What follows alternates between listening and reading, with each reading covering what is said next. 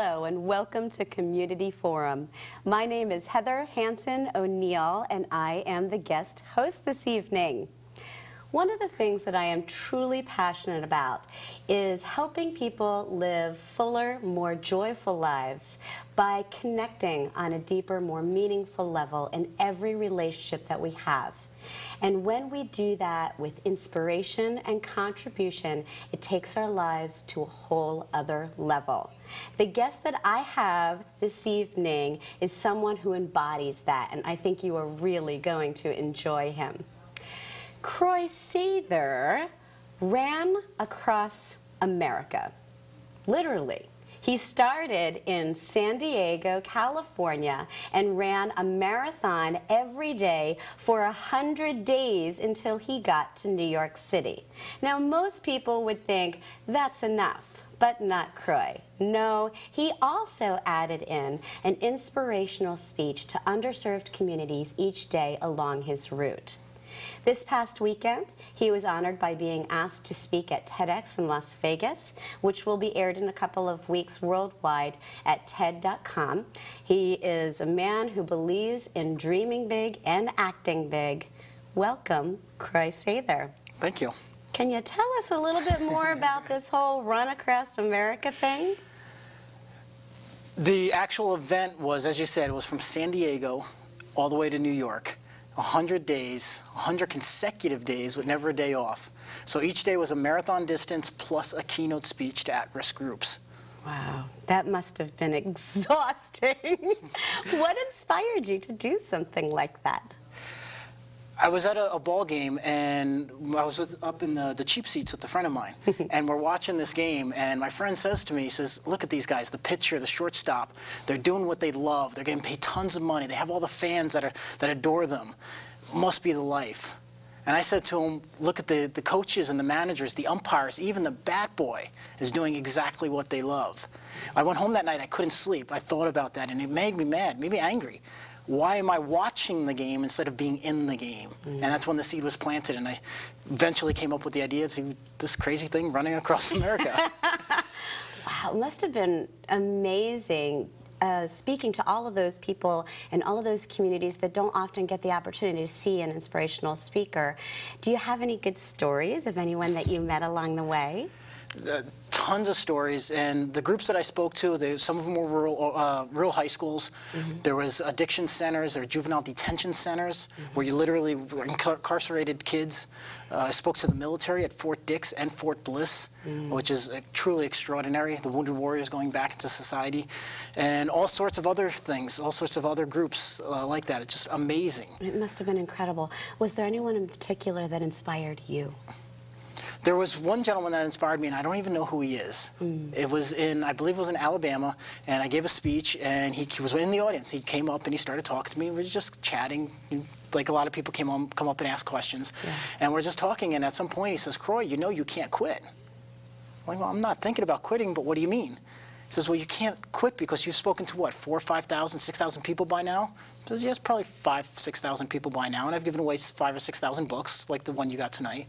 He says, well, if you quit now, they'll all have a reason to quit their dreams, too. Oh, they'll you had to do it then. Oh, my God. He goes on to say that they'll say to themselves something like, I'm just some kid from some rural community. If Croy can't do it, what chance do I have? I'm just a waitress, and I'm going to school at night. What chance do I have if Croy can't do it? Yeah. You know, that leads me to a question that I have. I think that perhaps a lot of the viewers tonight might think, well, this guy's crazy, or this guy's special, or this guy's different. How can I do something like that? But I believe, as you do, that everyone can do something amazing. So can you tell them a little bit about your background so they understand that? As far as running, I've never really run in my life before 2 years ago. So just a year before I decided to run across the country, I was at best a casual runner. Never really did cardio of any kind in my adult life.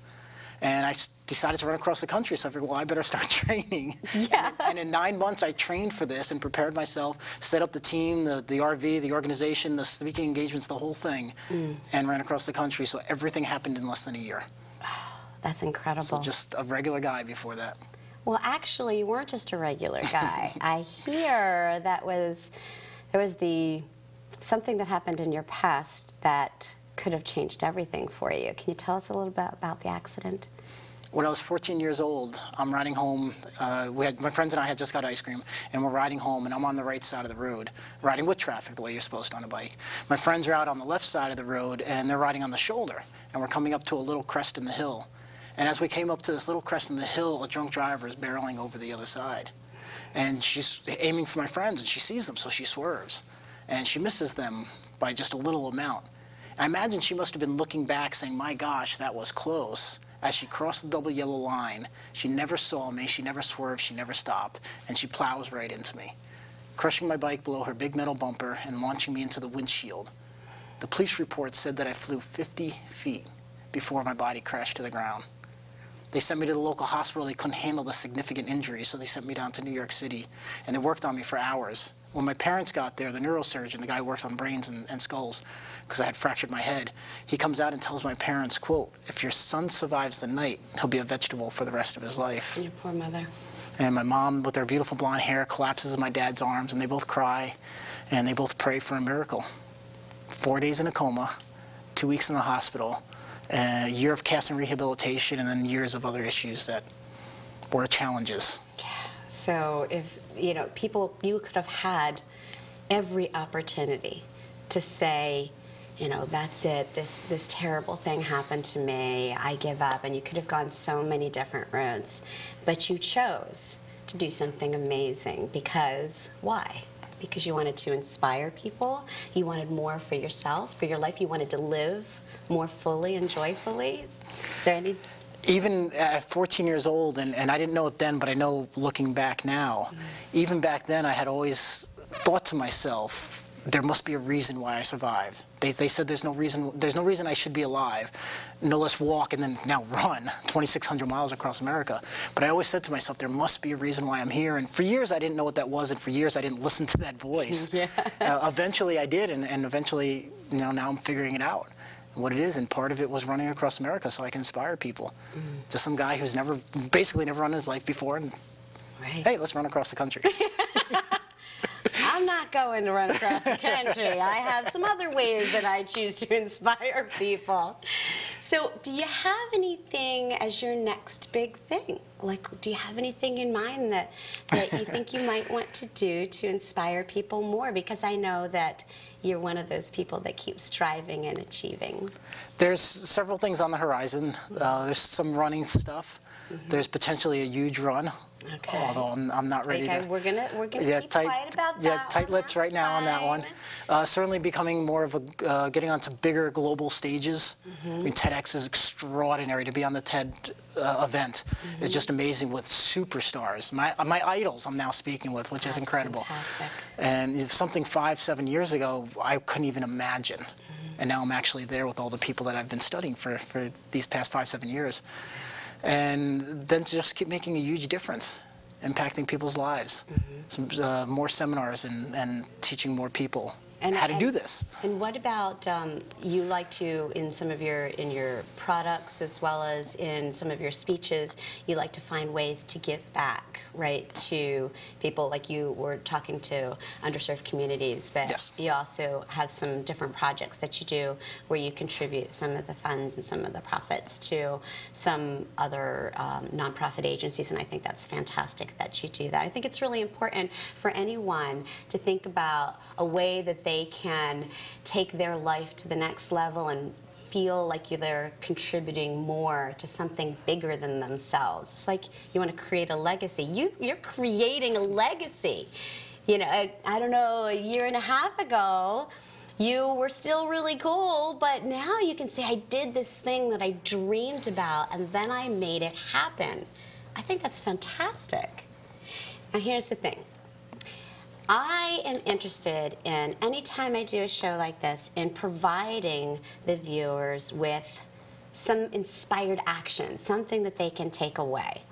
So do you have any suggestions for them on how to begin? Either a mindset, a way of looking at things a little differently, or some strategies that they can use? Being that it's New Year, Ah, and a lot of people make resolutions now. Some people don't, but a lot of people do. I'm not a fan of resolutions. I'm a fan of making plans and making them happen. right. But part of that is knowing what you want and literally seeing what you want. I was just speaking with one of my clients today. I was coaching her and was walking through this exact same process we'll do right now. And one of the things that I did before I ran across the country is I saw the finish line before I got there. I saw the finish line in my mind before I left California. And as I went across the country, I would see that in my mind every day. I would see myself running down Broadway and then turning left, heading towards Wall Street, and then to have my finish line carrying a great big American flag. It all happened. At TEDx, I had never seen that venue before. And I imagined myself being on the stage and being incredibly great, and what the stage would look like and everything, the whole arena. And it was exactly how I saw it. And I had no idea what it was going to be like. I had no idea, but I saw it, and it turned out to be exactly the same. Well, I agree with you. I think I use visualizations a lot in anything that I want to accomplish, whether it's with something athletic, dance or running, or if it's in my speeches or in my coaching or anything like that. I try to do the same thing, visualize what it's going to look like and the feelings too. Yeah. I like to incorporate really thinking about and feeling how amazing it's going to be, and it goes a long way in making sure that it happens. What about some specific strategies on if someone wants to, like you, marathon man, what if someone wants to, one of their resolutions is to do something physical that's a little bit outside of their comfort zone? What would you recommend for them? So if somebody wanted to, say, lose 50 pounds, Sure. 40 pounds, 50 pounds, whatever it is for you, and you wanted to do that, close your eyes and imagine what you'll look like when that happens. And even the goal as large as 50 pounds, I mean, that's a substantial goal. That's substantial. Only a year to make that happen. That's it. So if you lose 1 pound a week, Yeah. just 1 pound a week, 50 pounds sounds like a lot. Right. 1 pound a week doesn't. And it's not. Baby steps. So it's small steps, but then knowing what you look like. So to realize what you look like in a year from now, after you've lost that weight, is usually just looking back and remembering what you look like in high school, for most people. Yeah. Or maybe you've never been that size and you want to do something for the first time in your life, really get in great health shape. Get a picture of somebody else who's that roughly your weight and height, and see that picture and say, well, that's what I want to look at. Then close your eyes and see that in your mind. That's great, and that brings up about pictures. I'm a big fan of vision boards as well. I like to cut out pictures and words of things that I want, and I found it absolutely incredible to look back at previous vision boards that I had done from years ago and say, oh my gosh, I did this. I just put it on the vision board and then forgot about it, and now I have it. I have this thing, or I've done this, or I've become this based on these vision boards of putting it out there. I love that. And I know you're also big action guys. It's not all about the vision. So I know you said it only took you, what, 9 months to train to run across. What did you do? Must have had to change your eating habits. You must have had to, run, and I guess baby steps where you started running a little bit at a time and then ramping up. I mean, what was the strategy? How did you make it happen? One of the techniques that I used was find somebody who had done it before. And great one. I went out and bought every book I could get that had anything to do with this kind of crazy long distance running. I found a mentor who had done it before, who had run across America. There's a few people who have. It's a very small group, but there's a few A couple people. of you. And he just happened to be coming to New York City. And when I found out about his event, I attended his event, and then I asked him out to dinner. He says, this is what I'm considering doing. Can I buy you dinner so we can chat about it? And he said yes, of course. And we talked about it. We actually became very good friends. His name is Stu Middleman. And he gave me a lot of techniques and tips on how to do it. And basically for that, it's running a lot. Yeah. It's not that hard. It's running. You want to run a marathon, you got to get out there. You got to run a lot. That's it. All this techniques and all this fancy stuff. Just run. Put some sneakers on and run. I love it. And I love what you're talking about. I am a firm believer in surrounding yourself with people that empower you, that people that have done what you want to do, people, mentors, reading books, or just asking. A lot of times people are afraid to ask someone that's done something amazing because they think that they're not going to want to talk to them. But it's incredible how, getting back to this whole contribution and giving back, most people are very open to wanting to help. So if you're looking to do something extraordinary, I bet if you go out and look at some people that have already done something similar and try to connect with them, I think you'll have some success with that. What else do you have? And what they'll often do too, because I've had mentors do it to me, is they'll give you a task immediately. Really? One of my speaking mentors said, "Go read." I wanted to learn humor, be more funny when I speak. Yeah. I had a challenge with that in the beginning. So he said, "Read this book and then contact me after." He said 99% of people never read the book. And if they contact them without reading them, he says, "Go read the book." And if they don't read the book, he won't work with them. Well, that's that commitment That's the only hurdle. factor. It's the only hurdle. Yeah. A book.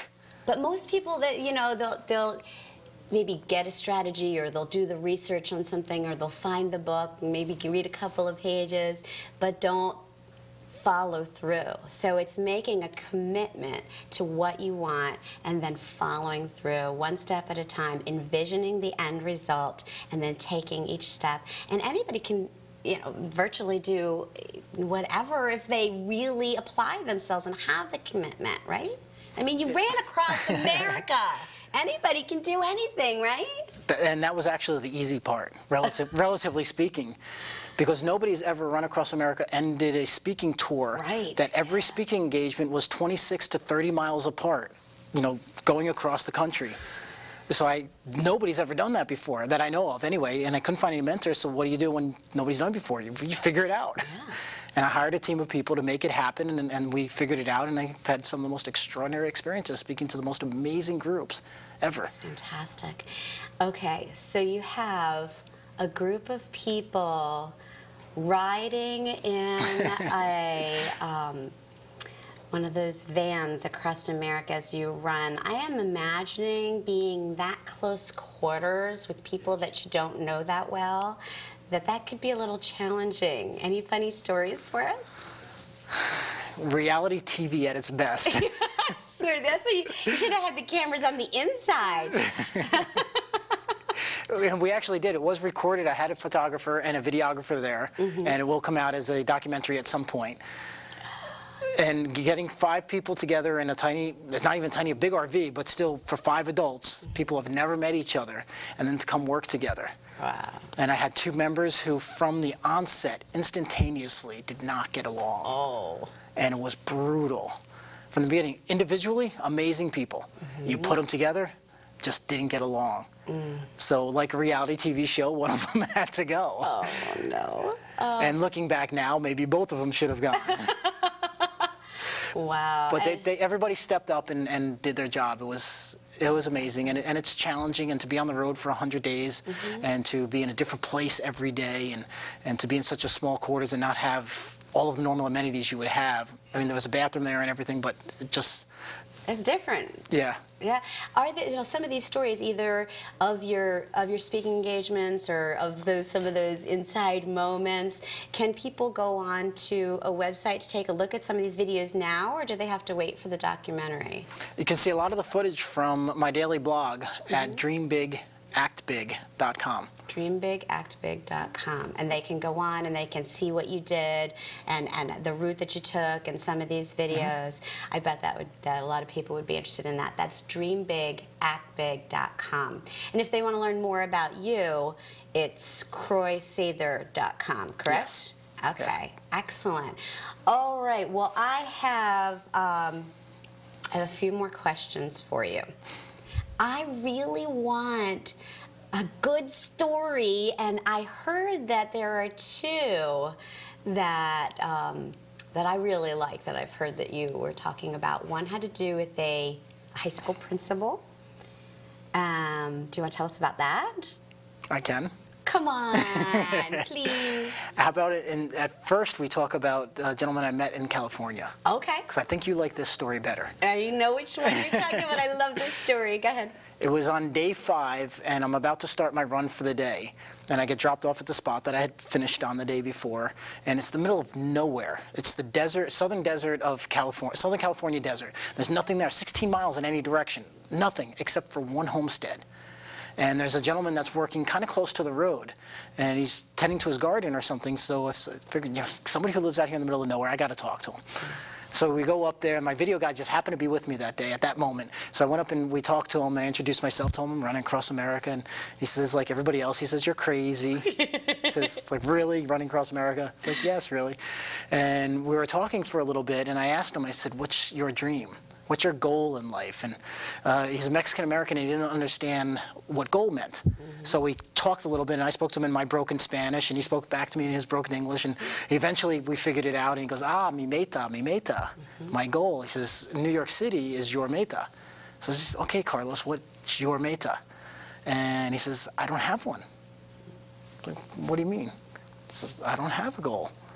And I look over at his house, and it's a trailer home that's dilapidated, and a car that's probably as old as I am, and literally have nothing financially. And I'm thinking, this is kind of sad. He doesn't have any financial rewards in life, and he doesn't have a goal or a dream in life.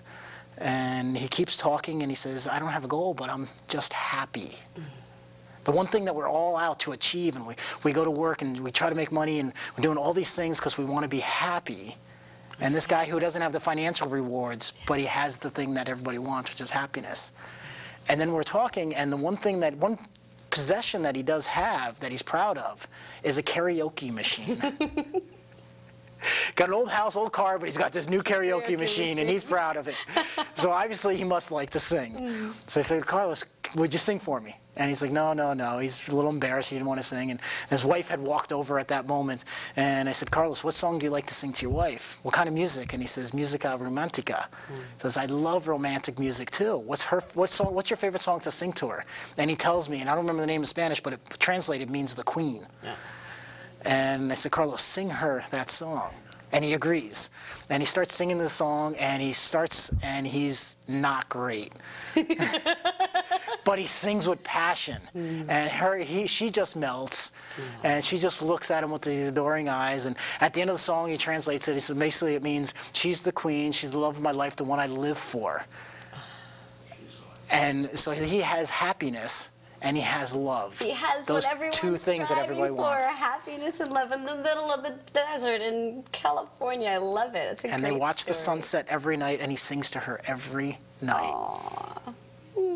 How would you like a guy serenading you every night? That would be lovely. I'd really like that. That's a great story. Thank you. We have just a few minutes left. I would like to have you repeat your website again in case anyone wants to go check out some of your crazy stories. Go ahead. DreamBigActBig.com. Yeah, that's excellent. I hope people check that out.